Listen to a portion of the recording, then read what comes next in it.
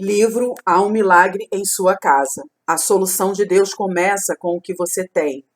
Autor Tommy Barnett. Capítulo 5. Encontrando o milagre interior. No interior de cada ser humano há um milagre esperando para ser descoberto e liberado.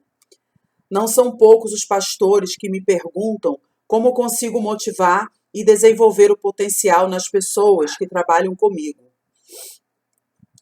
Há duas respostas simples a esta pergunta. A primeira é que estou convencido de que cada cristão tem um desejo nato de fazer algo grandioso para Deus e quer depositar aos pés da cruz o maior dom que tiver. Dentro deles já existe toda a motivação necessária. A segunda e mais importante é que acredito nas pessoas. Esta é a chave para a liderança. Creio que há um chamado especial, bem como um propósito e um dom esperando para ser manifestado através de cada pessoa. Como pastor, uma das minhas preocupações primordiais é ajudar as pessoas a descobrirem a medida especial da graça que Deus nelas colocou. Vivemos numa sociedade onde, frequentemente, é dito às crianças que elas não conseguem fazer nada direito, que não são boas e que ninguém gosta delas. Ouvi muitas pessoas desabafarem. Pastor Tommy, o Senhor é a única pessoa que sempre acredita em mim. Até mesmo quando alguém demonstra não possuir mais nenhum potencial, insisto em mostrar-lhe exatamente o contrário. Cada um de nós tem um chamado e um dom especial. Na Assembleia de Deus em Fênix, há, naturalmente, pessoas que passaram por momentos difíceis no início da obra, mas acreditavam que Deus as podia usar para fazer qualquer coisa. Acreditar em você mesmo pode ser contagioso. Tais irmãos levaram os que achavam não possuir nenhuma habilidade a prosseguirem firmes na fé e a derramar o azeite nas vasilhas vazias.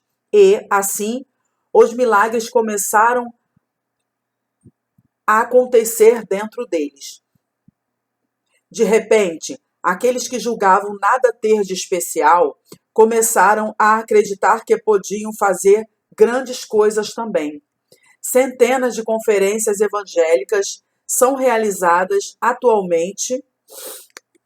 Centenas de conferências evangélicas são realizadas anualmente por todos os Estados Unidos. Com o objetivo de atrair as pessoas, seus organizadores convidam os melhores e mais afamados oradores. Em nossa igreja também realizamos conferências a cada ano. Elas têm uma frequência média de 5.000 pastores e líderes cristãos. No entanto, fazemos pouca propaganda e não nos preocupamos em convidar nenhum orador. As reuniões e debates são ministrados por nossa equipe e pessoas leigas. Nossas reuniões passaram a ser cada vez mais frequentadas, pois as pessoas saíam dali convencidas de que, se Deus pode usar tão poderosamente os membros de nossa igreja, também há de usá-las. Criamos um ambiente que faz as pessoas acreditarem em si próprias. Quando as pessoas descobrem o seu dom e a sua chamada, algo maravilhoso ocorre em suas vidas. É algo mais extraordinário do que descobrir petróleo no fundo do quintal. O processo da procura é, algumas vezes, longo e difícil, porém os resultados são surpreendentes. Uma das melhores maneiras de se discernir o chamado de Deus é descobrir a medida especial da graça que nos concedeu o Senhor. Muitas pessoas trabalham para realizar alguma obra ou atender a um chamado que não lhes pertence. Se o seu ministério lhe parecer um fardo, é sinal de que a graça de Deus não está operando nele. Isto acontece frequentemente quando as pessoas tentam ser o que os outros esperam que elas sejam. Outras vezes, as pessoas fracassam em descobrir seus dons porque suas prioridades foram estabelecidas erradamente. levadas por um chamado mais respeitado socialmente, procuram cumpri-lo, mesmo sem a graça de Deus. Tenho notado que quando as pessoas colocam seus dons em prática, experimentam um senso de poder, graça e tranquilidade. Eu tinha um velho Plymouth que todas as vezes que eu o ligava nas manhãs de inverno, falhava e engasgava. Era obrigado a ir à igreja usando aproximadamente 5 cilindros daquele carro. Embora pressionasse o acelerador, o automóvel não se movia. No entanto, quando a máquina velha se aquecia e os 8 cilindros entravam em funcionamento, eu podia sentir uma corrente de força percorrer todo aquele carro. Você sentirá a mesma corrente de força se colocar em funcionamento os dons que Deus lhe concedeu. Sharon Enig encontrou a graça e o dom de Deus quando, relutantemente, aceitou o ministério das cadeiras de rodas. Não é de se estranhar que a Bíblia mencione tão frequentemente a graça e o chamado de Deus juntos. Nos exemplos a seguir, Paulo refere-se ao seu chamado para o apostolado e ao ministério dos dons de Efésios 4, como uma prática de graças e habilidades dadas pelo Espírito Santo. E a graça foi concedida a cada um de nós segundo a proporção do dom de Cristo. Por isso diz, quando ele subiu às alturas, levou cativo o cativeiro e concedeu dons aos homens. E ele mesmo concedeu uns para apóstolos, outros para profetas, outros para evangelistas e outros para pastores e mestres. Efésios 4, 7, 8 e 11. Do qual foi constituído ministro conforme o dom da graça de Deus, a mim concedida segundo a força operante do seu poder. A mim, o menor de todos os santos, me foi dada esta graça de pregar aos gentios o evangelho das insondáveis riquezas de Cristo. Efésios, capítulo 3, versículo 7 a 8. Continuamos ainda. Por intermédio de quem viemos, os apóstolos, a receber a graça e o apostolado, o chamado para ser um apóstolo. Romanos, capítulo 1, versículo 5, parte A. E tendo, porém, diferentes dons, segundo a graça que nos foi dada, se profecia, seja segundo a proporção da fé. Se ministério, dediquemo-nos ao ministério. Ou o que ensina, esmerece-se no fazê-lo. Romanos, capítulo 12, versículos 6 e 7. Quando você serve a causa do Mestre com os dons que Deus lhe deu, o poder de sua graça se torna uma realidade. Graça não é somente perdão e favor imerecidos. Graça é a força e o poder de Deus capacitando você a fazer mais e ser mais do que lhe possibilitaria sua própria força. Ouça o que o apóstolo Paulo disse sobre trabalhar com o auxílio da graça de Deus. Mas, pela graça de Deus, sou o que sou e a sua graça que me foi concedida não se tornou vã. Antes trabalhei muito mais do que todos eles. Todavia, não eu, mas a graça de Deus comigo. 1 Coríntios, capítulo 15, versículo 10. Deus tem capacitado muitas pessoas em nossa igreja a exercerem ministérios especiais. Alguns destes ministérios, aliás, deixar-me-ia exaustos em pouco tempo. Larry Kesh dedica-se à evangelização nas universidades e aos atletas profissionais. Lonho trabalha incansavelmente liderando o seminário. Léo Gozig aplica-se aos pacientes aidéticos. Chefe persiste no ministério de ônibus circulares da cidade. Lorna dirige abnegadamente 10 ministérios relacionados a mulheres. Ediana conta do maior berçário totalmente voluntário e do maior ministério da primeira infância que conheço. Temos aprendido que quando trabalhamos arduamente e por longo tempo, podemos sentir-nos fisicamente cansados. Interiormente, porém, sentimos-nos revigorados porque estamos trabalhando segundo o chamado e através da graça que Deus nos concedeu, cuidando com o dom que Deus lhe confiou. A palavra peso é frequentemente usada para descrever a direção e a condução de Deus.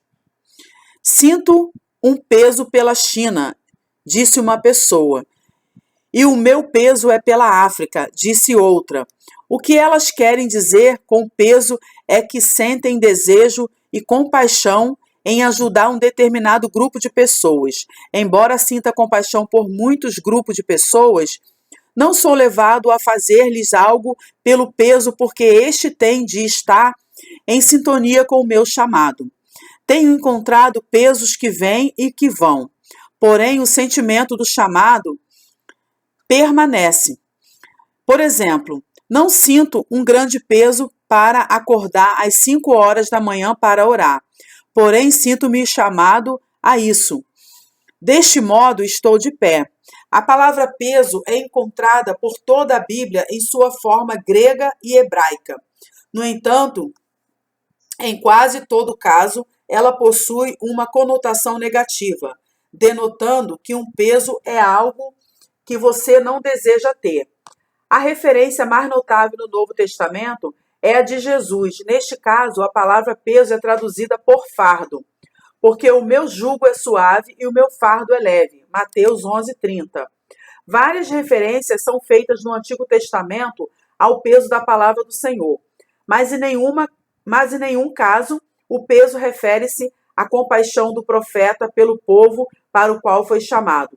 Veja Zacarias 9:1, 12:1 ou Malaquias 1:1. Era mais um senso de obrigação em se portar com fidelidade como mensageiro de Deus. Como já havia mencionado, cada um de nós tem um chamado especial e uma dádiva da graça para usar a serviço do Senhor. Todavia, assim como havia um peso sobre a palavra do Senhor, há um peso na dádiva de Deus. Noutras palavras, somos despenseiros de nossas dádivas e graças. O que devemos fazer com o que foi nos dado? Note como Pedro compreende nossa responsabilidade como despenseiros da graça que recebemos. Servir uns aos outros, cada um conforme o dom que recebeu, como bons despenseiros da multiforme graça de Deus. 1 Pedro, capítulo 4, versículo 10. Agora ouça o que o apóstolo Paulo escreveu. Se é que tendes ouvidos a respeito da dispensação da graça de Deus, a mim confiada para vós outros. Efésios capítulo 3, versículo 2. Cada pessoa tem um dom e uma porção da graça divina especiais. Muitas delas, porém, jamais descobrem isso porque acham-se relutantes em deixá-los operar. Outros reconhecem o potencial de milagres dentro de si, mas não o usam e, consequentemente, nunca sentirão o poder de Deus operando em seu ser e através deste. Apesar da graça e do potencial que possuía, a viúva não presenciaria nenhum milagre se não tivesse derramado azeite nas vasilhas vazias. Na parábola contada por Jesus, vemos que um dos servos pegou o talento que lhe fora dado e o escondeu, pois tinha medo de seu senhor. No acerto de contas, o talento foi-lhe tomado e entregue àquele servo que já tinha outros. A parábola termina com estas palavras: porque a todo que tem se lhe dará e terá em abundância, mas ao que não tem, até o que tem lhe será tirado. Mateus capítulo 25, versículo 29. Como já vimos, Se derramarmos o azeite, o milagre acontecerá. O que nos motiva a servir não é o medo do julgamento por não termos usado nossos dons, mas o desejo de sentir a graça de Deus operando através de nós. A maior alegria que você pode ter na vida é encontrar o dom da graça e usá-lo para servir a outros. Quando você descobre isso, deseja servir mais e mais. Confessou-me certo irmão: pastor, se o senhor tivesse que precisava providenciar um jantar, vamos voltar. Confessou-me certo irmão: pastor, se o senhor dissesse que precisava providenciar um jantar com bastante carne para 5.000 pessoas entristecidas, sem casa, os membros dessa igreja conduziriam um rebanho de bois através do auditório. Porque as pessoas respondem tão entusiasticamente quando dou-lhes a chance de servirem por meio do derramamento em vasilhas vazias. Porque as pessoas respondem tão entusiasticamente quando dou-lhes a chance de servirem por meio do derramamento em vasilhas vazias. Elas aprenderam que a maior alegria de viver é contribuir para a obra de Deus. Veja a necessidade e tome a iniciativa. Pouco depois de nosso ministério de ônibus ter proporcionado um crescimento inesquecível e sem precedente à nossa igreja, um jovem alegre viajou para Fênix para encontrar-se comigo. Pastor, vi o senhor dizer outro dia que o modo de se fazer uma igreja crescer é encontrar uma necessidade e satisfazê-la. Segundo me contaram, tudo começou com um ônibus velho, quando este ficou lotado. O senhor comprou outro e depois mais outro, até que 6 meses mais tarde, o irmão tinha 40 ônibus. Ele continuou dizendo-me tudo o que eu naturalmente já sabia e acrescentou: pastor, há aproximadamente 400.000 cidadãos idosos em Fênix. Ninguém o está alcançando, porém, Deus colocou um propósito em meu coração de ajudar o irmão a ganhá-los para Jesus. Pastor Barnett, se o senhor me empregar, eu os trarei para a igreja.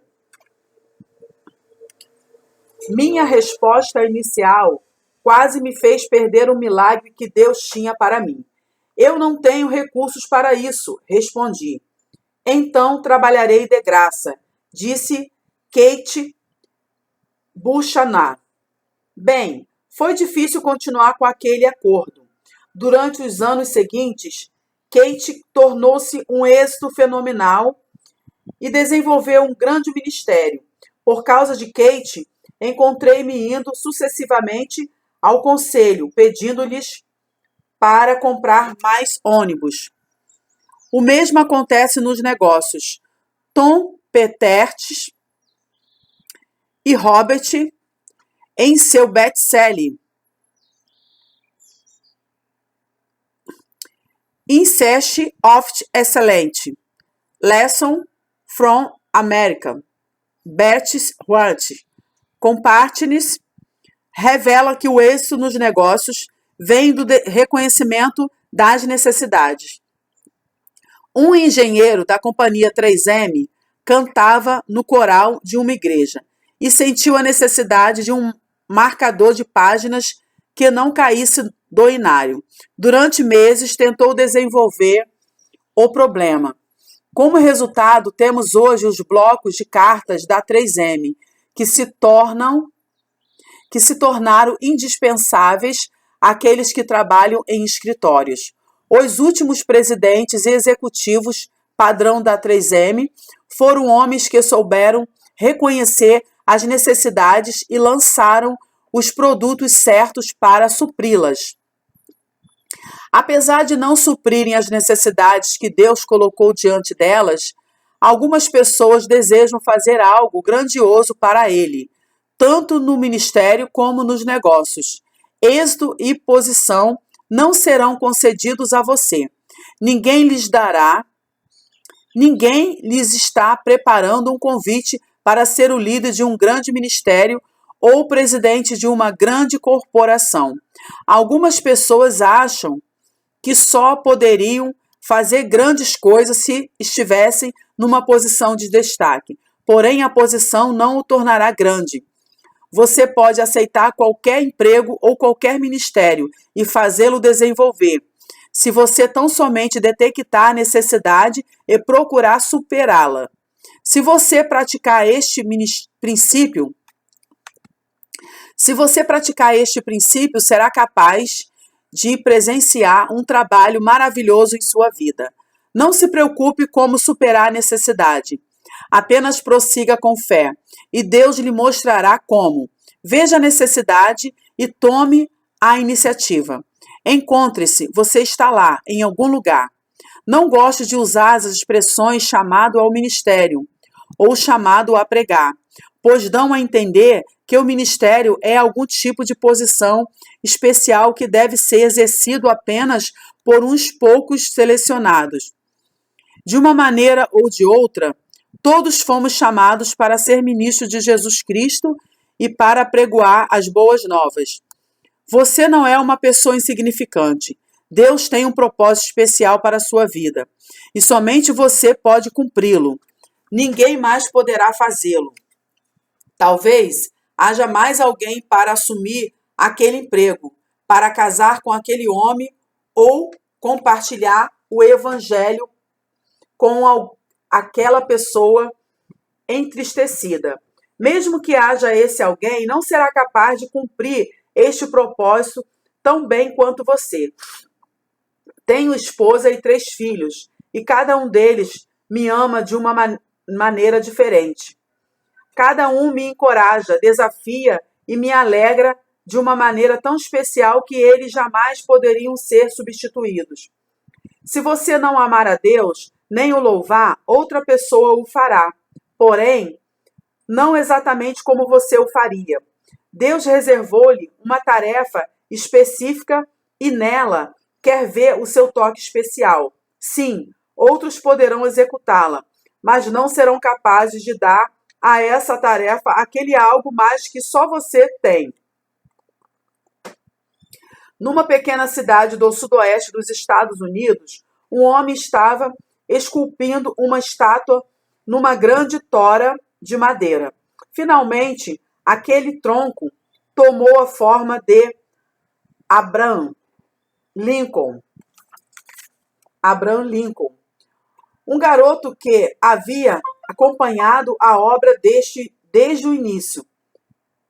Olhou maravilhado e exclamou: "Uau! Eu não sabia que Abraham Lincoln estava naquela tora." Sim, Lincoln estava lá o tempo todo. Ele apenas não tinha sido descoberto. Muitas pessoas são como o profeta Jeremias. Ainda precisam descobrir quem são. Lemos no livro deste profeta: "A mim me veio, pois, a palavra do Senhor, dizendo: antes que eu te formasse no ventre materno, eu te conheci, e antes que saíste da madre, te consagrei e te constituí profeta das nações." Jeremias, capítulo 1, versículo 4 e 5. Deus revelou a Jeremias que tinha um propósito específico para a sua vida, designá-lo como profeta às nações. Aliás, isso já havia sido determinado antes mesmo que o profeta fosse concebido no ventre materno. Desde o seu nascimento, Jeremias era o que Deus havia estabelecido que ele fosse. No entanto, havia chegado a hora de Jeremias descobrir quem realmente era, para descobrir quem sempre havia sido. Cada um de nós foi criado com um propósito especial. Somos semelhantes àquela tora de madeira na qual estava a estátua de Lincoln. Em algum lugar está o nosso verdadeiro eu. Depende de você fazer a descoberta. Numa noite de quarta-feira, há aproximadamente 40 anos, no tabernáculo de Victoria, na cidade de Kansas, Missouri, fui chamado ao ministério da pregação. Para ser mais exato, hoje costumo dizer que foi naquela noite que me encontrei. Percebi então quem eu era e o que estava designado para mim. Descobri que no interior daquele garotinho havia um pregador. E, agora que já sabia quem era, as coisas não eram verdadeiras sobre mim. As coisas que não eram verdadeiras sobre mim começaram a desaparecer. O plano do diabo é torná-lo algo ou alguém que você não é. Ele busca distorcer. Você não deve pensar nos dois caminhos diante de si, como se fossem plano de Deus ou do diabo. A escolha será entre quem você é e quem você não é. As pessoas que vivem em pecado e se deixam vencer pelo egoísmo acham-se perdidas, isto é, ainda não se acharam. A definição literal da palavra grega para pecado é perder a marca. Viver em pecado é estar andando pelo caminho errado ou ser alguém que você não é. Mesmo antes de você entrar no ventre materno, Deus já o havia designado a executar determinada tarefa. O Senhor já o havia escolhido para fazer-lhe algo. A verdadeira alegria, paz e realização está em ser quem você realmente é. Você está lá, em algum lugar. Encontre-se. Capítulo 6. Quantos pães você tem? Quando cheguei a Fênix, deparei-me com 200 pessoas que todos os domingos reuniam-se num auditório de 1.200 lugares. Para ser sincero, ninguém precisava amontoar-se pelos corredores para assistir os cultos. Passados apenas 10 meses, já havia 1.500 pessoas frequentando a igreja, o que nos obrigou a realizar 2 cultos nas manhãs de domingo. Embora tal crescimento fosse considerado significativo para qualquer padrão, sentia que a igreja necessitava ainda de algo mais que a fizesse sair daquele estado de inércia. Éramos uma igreja que gastava a maior parte do tempo buscando tão somente alimentar-nos espiritualmente, sem prestar atenção à grande comissão que nos deixou o Senhor Jesus. Com a aproximação do Dia de Ação de Graças, uma data de suma importância na história dos Estados Unidos, levantei-me diante da igreja no domingo pela manhã e anunciei: vamos fazer o que Jesus fez. Vamos alimentar 5.000 pessoas. Quero que todos compareçam esta noite e eu lhes direi como isto acontecerá. Um de nossos novos convertidos encontrou-me fora da igreja e perguntou: Pastor Tommy, onde o irmão conseguirá tanta comida? Bem, respondi-lhe: levarei alguns pães e alguns peixes, orarei sobre eles e em seguida dividi-lo-emos para alimentar a multidão. Com os olhos arregalados, ele tornou a perguntar: o que o senhor fará exatamente assim, pastor? Não literalmente tive de explicar-lhe rapidamente, mas venha essa noite e você verá um milagre. Procurando um lugar reservado para descansar, Jesus deixou a cidade, mas foi seguido por uma grande multidão. Ele então ensinou-lhes muitas coisas concernentes ao reino de Deus. No final do dia, porém, os discípulos foram dizer-lhe que algo tinha de ser feito para alimentar toda aquela multidão. Porém, ele lhes respondeu: dá-lhes vós mesmo de comer. Eles lhe disseram: iremos comprar 200 denários de pão para lhes dar de comer? E ele lhes disse: quantos pães tendes? Ide ver. E sabendo eles, responderam: 5 pães e 2 peixes. Então Jesus lhes ordenou que todos se assentassem em grupos sobre a relva verde. E o fizeram repartindo-se em grupo de 100 em 100 e de 50 em 50. Tomando ele os 5 pães e os 2 peixes, erguendo os olhos ao céu, os abençoou e, partindo os pães, deu aos discípulos para que os distribuíssem, e por todos repartiu também os 2 peixes. Todos comeram e se fartaram, e ainda recolheram 12 cestos cheios de pedaços de pães e de peixes. Os que comeram dos pães eram 5.000 homens. Marcos capítulo 6, versículo 37 a 44. Quase todos vieram à igreja naquela noite. Anunciei-lhes, então, que à semelhança de Jesus, alimentaríamos uma multidão. Só que no nosso caso, o cardápio seria outro: peru, molho e todos os acompanhamentos necessários. Sim, alimentaríamos a multidão, mas não incorreríamos em nenhuma despesa. Precisamos que 160 pessoas tragam perus assados, fatiados e preparados, enfim, prontos para serem servidos. Devemos tê-los na cozinha às 6 horas da manhã. 160 pessoas se levantaram. Fizeram o mesmo com relação ao presunto, molho, sobremesa, etc. Em seguida, acrescentei: a Bíblia diz que quando você fizer um banquete, não traga apenas os abastados. Traga também aqueles que têm fome. Onde podemos ir buscar tais pessoas? Os irmãos começaram a sugerir fôssemos às filas de hospitais, orfanatos e casas de reabilitação. Diante de tais sugestões, resolvemos formular um plano. Chamaríamos nossos convidados para o culto de domingo pela manhã e à tarde os alimentaríamos. A manhã de domingo chegou. Ao iniciar o culto das 8 horas, comecei a sentir um cheiro que ainda não havia sentido na Assembleia de Deus de Fênix. Não era o cheiro do peru, era o fedor da humanidade.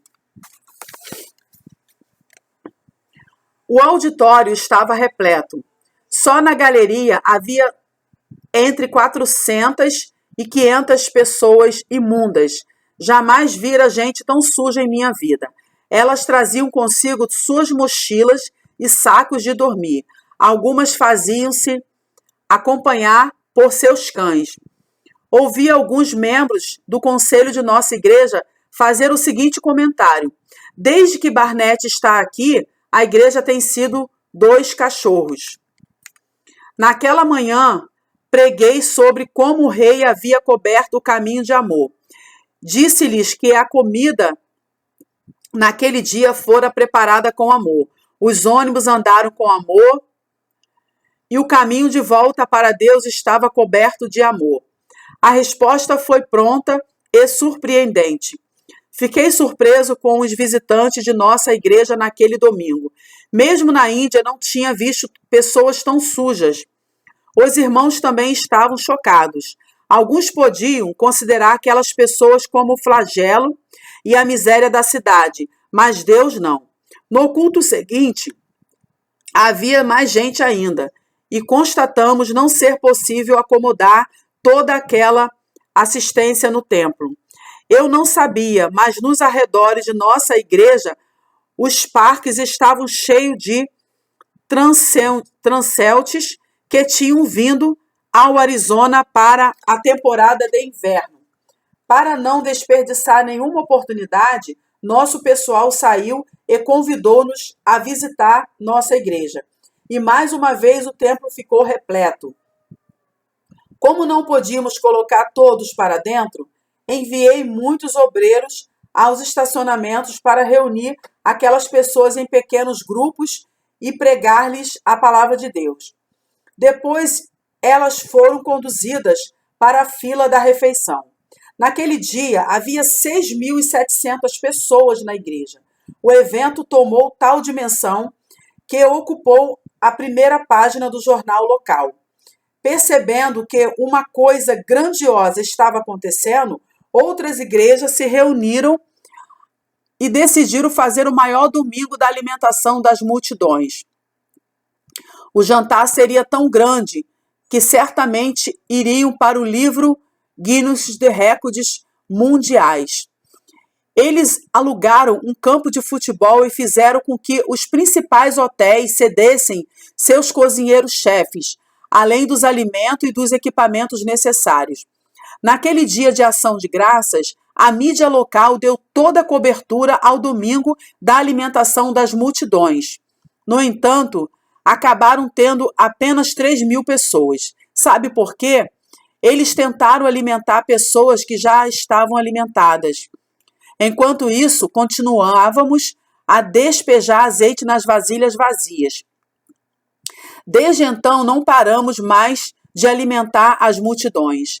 Em nosso último dia de ação de graças, tivemos mais de 17.000 pessoas banqueteando-se conosco e ouvindo falar do amor de Jesus Cristo. A cada ano, constatamos que temos muito mais do que precisamos. Os membros da igreja contribuem com fartura e as sombras são levadas para a sopa. Vamos voltar. A cada ano constatamos que temos muito mais do que precisamos. Os membros da igreja contribuem com fartura e as sobras são levadas para a sopa comunitária. Aqueles que se alimentam sentem-se satisfeitos, porém a maior bênção fica com a igreja. Nos próximos 10 anos, haverá um aumento considerável de pessoas necessitadas em nossa igreja, em nossa sociedade. Nos próximos 10 anos, haverá um aumento considerável de pessoas necessitadas em nossa sociedade. As necessidades não serão somente financeiras, mas de igual modo espirituais e morais. Divórcio, lares desfeitos, doenças incuráveis como a AIDS, engano, vícios, velhice desamparada. Eis uma grande oportunidade para apresentarmos Cristo como a única solução. Que bom momento para a igreja. Essa é a nossa missão, mostrar o amor, a graça e o poder de Jesus para um mundo conturbado. Alguns, entretanto, olham para essas necessidades desesperadoras e crescentes e concluem que a igreja não pode suportá-las. Alegam que não temos condições de alimentar uma tão grande multidão. Mas não é assim. Já temos tudo o que precisamos. A igreja tem todos os recursos de que necessita para mostrar o amor de Cristo ao mundo. Esses recursos estão assentados nos bancos. Talvez não haja muitos membros em sua igreja, mas se aqueles que lá estão começarem a purificar o seu interior, Deus multiplicará miraculosamente os poucos recursos que possui. Fomos instruídos a orar a Deus para que envie obreiros. No entanto, é nossa responsabilidade induzir os convidados desejosos a entrar, como também era a responsabilidade da viúva, reunir as vasilhas vazias. Deus faria a multiplicação, mas ela teria de derramar o azeite. Ao se depararem com uma premente falta de alimentos, os discípulos foram ter com Jesus e sugeriram que ele fizesse algo. A sugestão deles era mandar a multidão faminta embora. Mas Jesus tinha uma outra solução: dá-lhes vós mesmo de comer. Entretanto, como poderiam cumprir a ordem do mestre? Eles eram apenas 12. Jesus prosseguiu: quantos pães tendes? Ide ver. Tudo o que encontraram foi um pequeno lanche, e este foi logo pedido emprestado. Com tão pouco, como haveriam de satisfazer necessidades de tantas? Constantemente, as pessoas perguntam-me sobre o que a igreja deveria fazer, mas não há nada mais do que eu possa fazer. Eu lhes respondo, seguindo o exemplo de Jesus, recomendo-lhes com frequência: façam alguma coisa, ou dai-lhes vós mesmo de comer. Muitas vezes elas aceitam o desafio e oferecem o pouco que têm, e o milagre da multiplicação acontece. Foi desta maneira que todos os ministérios da nossa igreja começaram. Certa noite estávamos celebrando a ceia, como é de nosso costume. As luzes estavam acesas somente na parte de frente da igreja, enquanto as outras apagadas. Após os elementos terem sido distribuídos, perguntei: todos foram servidos? Tinham combinado previamente com 3 ou 4 pessoas para darem uma resposta diferente daquela vez. A primeira levantou-se e disse: Pastor Barnett, as pessoas que moram no parque não foram servidas. Então alguém do Ministério das Cadeiras de Rodas acrescentou: há pessoas entristecidas em cadeiras de rodas. Não foram servidas.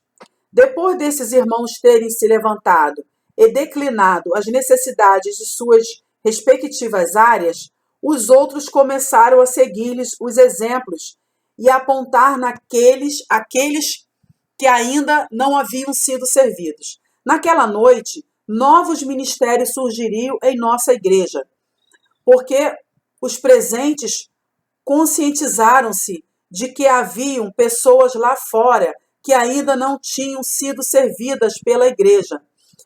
Alguns desses ministérios serão destacados mais adiante. Ellen Dogne levantou-se e disse que as vítimas de crimes não haviam sido servidas. Realmente não imaginava que havia tanta gente nessa categoria. Então perguntei à congregação: quantos de vocês foram vítimas de crime no último ano? Mais da metade das pessoas levantaram as mãos. Um grande segmento de nossa sociedade vem sendo vitimado pela criminalidade, sofrendo sérios traumas. Hoje, Ellen tem um ministério voltado às vítimas de crimes e àqueles que sofrem grandes perdas. Ela envia cartas às pessoas que sofrem sérios acidentes, aqueles que estão se divorciando ou enfrentando a morte de algum ente querido. Procuramos nos jornais por aqueles que estiveram envolvidos em tragédias e comunicamos-nos que sentimos sua dor e gostaríamos de fazer alguma coisa para ajudá-los. Há pessoas em sua comunidade que ainda não foram servidas? Vá e veja o que você tem. Mesmo que pareça insignificante, dê-lhes algo. É assim que começamos os milagres.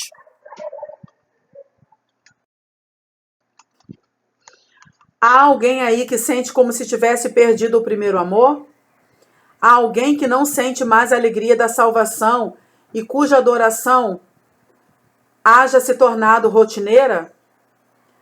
Há crentes que sentem seus corações estarem se afastando de Deus e que hoje não passam de cristãos mornos e não sabem como superar o antigo fervor? Sim, há milhões. Kate Graham, que tinha o dom de compor hinos, expressando tanto o coração de Deus como o das pessoas, escreveu: meus olhos estão secos, minha fé é antiga, meu coração está endurecido, minhas orações são frias. Sei como deveria ser. Vivas para ti e morta para mim. Oh, o que pode ser feito por um velho coração como o meu? Amaciá-lo com óleo e vinho.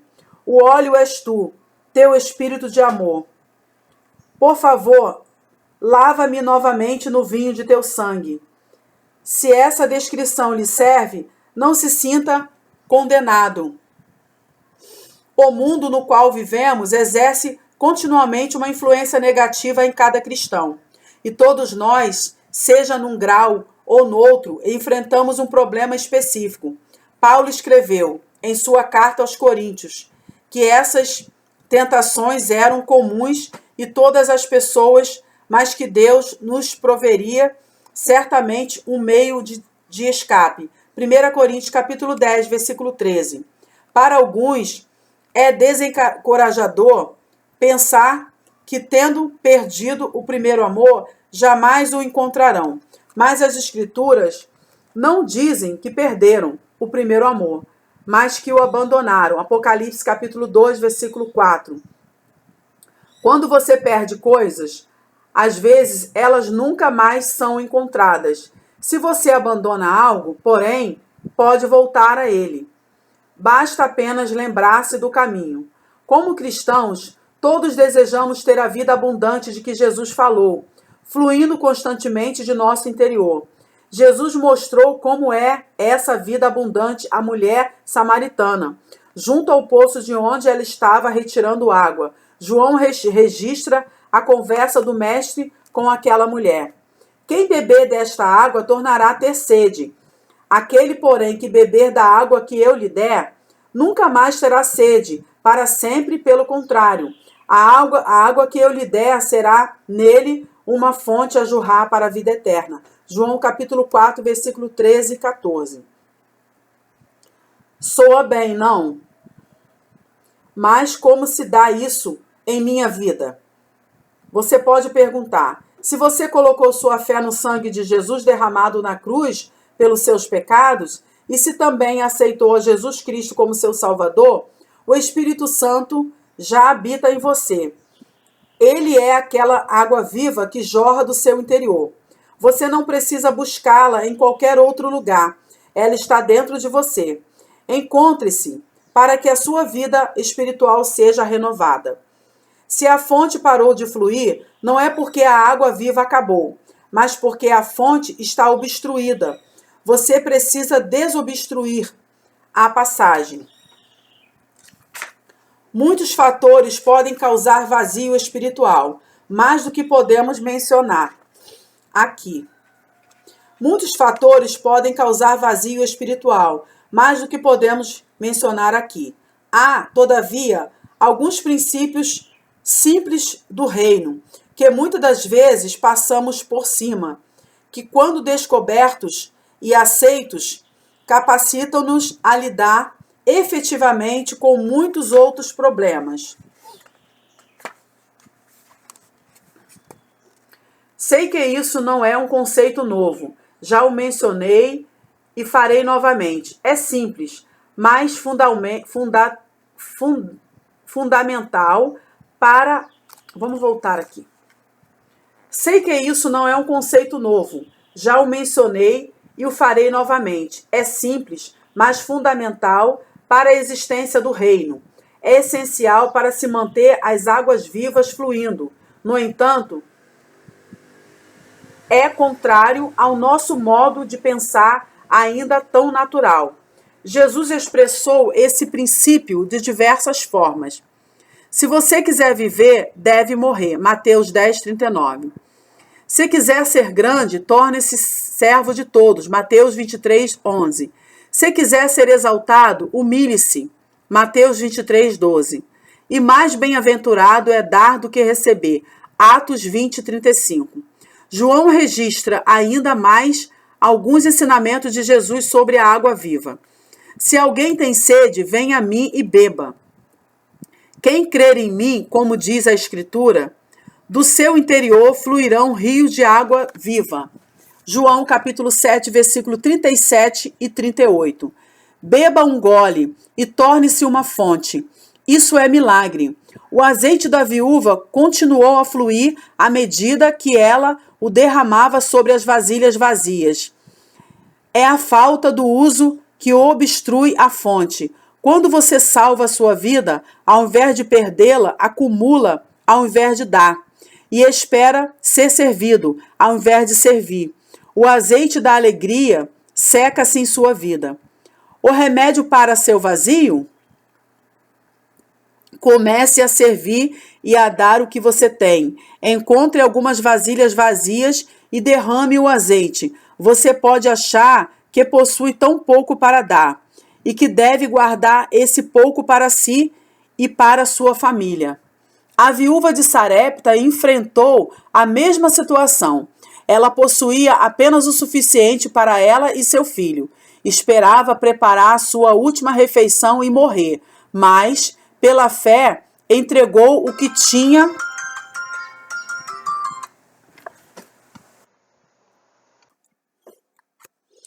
A viúva de Sarepta enfrentou a mesma situação. Ela possuía apenas o suficiente para ela e seu filho. Esperava preparar a sua última refeição e morrer, mas pela fé entregou o que tinha ao profeta e o milagre aconteceu em sua casa. Dê um passo na fé, arrume algumas vasilhas vazias e comece a derramar o azeite sobre elas. E você descobrirá por que a fonte estava obstruída por tanto tempo. Descobrirá também que há um milagre em sua casa, uma fonte que nunca há de secar. Glória a Deus. Chegamos ao final do capítulo 6 e nós queremos louvar a Deus por você ter ficado conosco até agora. Não deixe, antes de sair do nosso vídeo, compartilhar, curtir, colocar um comentário, se inscrever se você ainda não é o nosso inscrito, porque são procedimentos que ajudam muito no crescimento do vídeo e do nosso canal também. Fiquem todos com Deus e até a continuação do nosso audiobook. Amém.